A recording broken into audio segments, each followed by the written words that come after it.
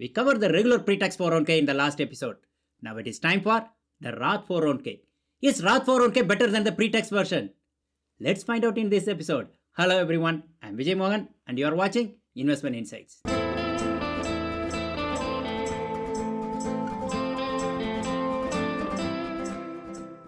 Roth 401k is another flavor of 401k. In a regular Pretax 401k, you don't pay the tax for your contributed money, but you will pay the tax when you withdraw the money. And that is why it is called Pretax 401k, as you are contributing without paying the tax. Roth 401k is direct opposite of this. It is post-tax. For the money you are contributing into a Roth 401k, you would pay the tax as usual. No difference there. But your contributed money grows tax-free. So when you withdraw the money after your retirement, you do not have to pay any tax at all. Not a single penny. So for a pre-tax account, you do not pay the tax now, but you pay the tax on withdrawal. But on a Roth account, you pay the tax now, but you do not have to pay the tax on withdrawal. What? No tax on withdrawal? That's great. Then our decision is clear. Roth it is, right? Not so fast. Comparing pre-tax and post accounts is not that straightforward. To do a fair comparison, we have to make some adjustments. Let's look at a sample comparison. Your income, $120,000. Your tax filing status, married filing jointly. Then your federal marginal tax rate is 22%. You live in Illinois. Your state tax rate is 5%. Your 401k contributions annual growth rate is 8%.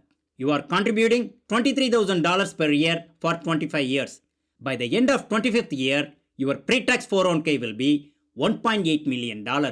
Out of this $1.8 million, $490,000 is from tax savings alone. If you decide to contribute the same $23,000 into a Roth 401k, you pay the tax for that amount and then contribute. So you are contributing $16,790 every year after paying $6,210 as tax. In fact, you can contribute up to $23,000 after paying the tax into a Roth 401k. Put a pin on that. We will come to that later. So here in our example, for the total money $23,000 going out of your hand, you can contribute the whole $23,000 in a pre-tax 401k.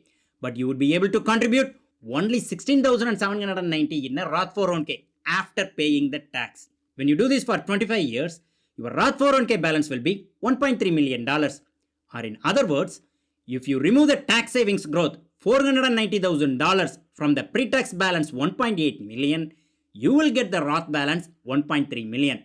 The math checks out, right? So now you have a pre-tax balance of $1.8 million and a post-tax balance of $1.3 million. How can we compare them? If you withdraw the same amount of money every year from these accounts, how many years will these accounts last? Would that help us to compare? Definitely. So in the regular pre-tax account, if you withdraw $150,000 every year, how much tax would you have to pay every year? $30,606. So after paying for taxes, you get $119,000 in your hand every year. Your balance is still growing at an annual rate of 8%.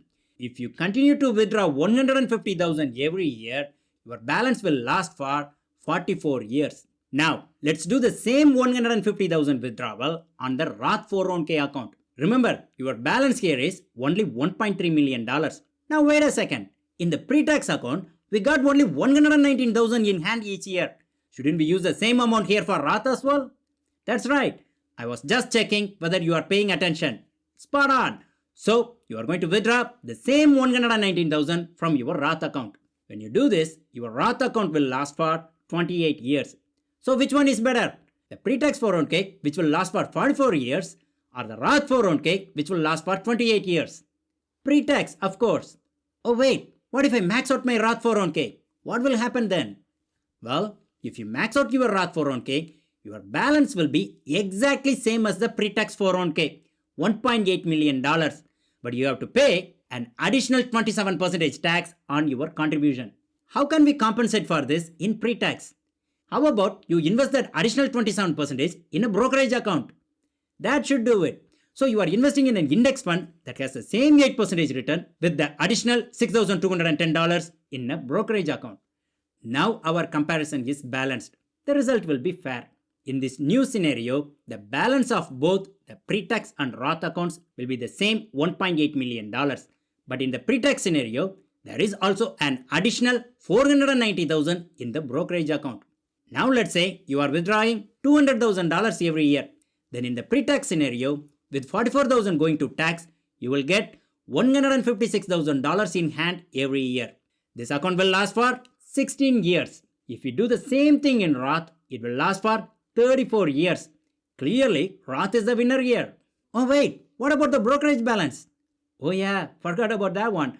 Let's switch back to pre-tax scenario. Pre-tax balance 1.8 million would have lasted for 16 years. During those 16 years, the brokerage balance 490,000 is continuing to grow at 8% rate. By the end of 16th year, it has a balance of $1.68 million.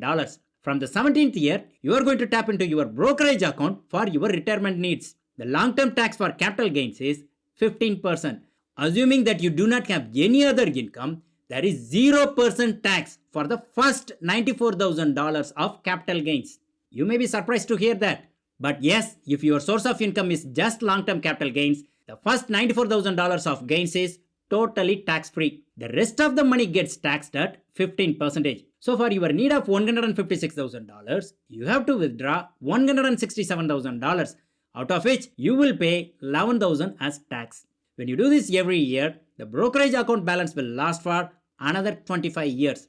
So the pre-tax scenario will last for a total of 42 years compared to 34 years from Roth. So even if you max out Roth, pre-tax is coming out ahead in our example. There are a lot of assumptions here in these comparisons. We are assuming that there is no other income other than the 401k withdrawal. If you end up having any other income, then you might get pushed into higher tax bracket. Depending on the extra income amount, Roth might get an edge. We did not account for social security income, which might push you into a higher tax bracket. We also did not account for the standard deduction of married filing jointly, which will push you into a lower tax bracket. Maybe both can cancel out each other. We are also assuming that the tax rate is going to remain the same in the future. What if the tax rate goes up in the future? We don't know. We can do comparisons with only what we know now. But the tax brackets do expand every now and then. I think that should compensate for any tax rate increase in the future. So for the majority of the folks, pre-tax will come out ahead. There are few exceptions where Roth could be a better option. We will cover that in the next episode. I hope this episode is helpful for you. Please share it with your friends and family who can get benefit from this. Thanks for watching.